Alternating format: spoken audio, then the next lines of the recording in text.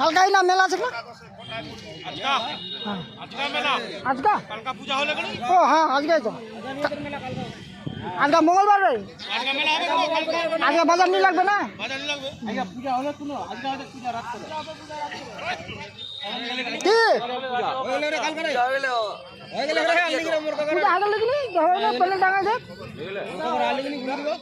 কালকা পূজা হয়ে গেল হ্যাঁ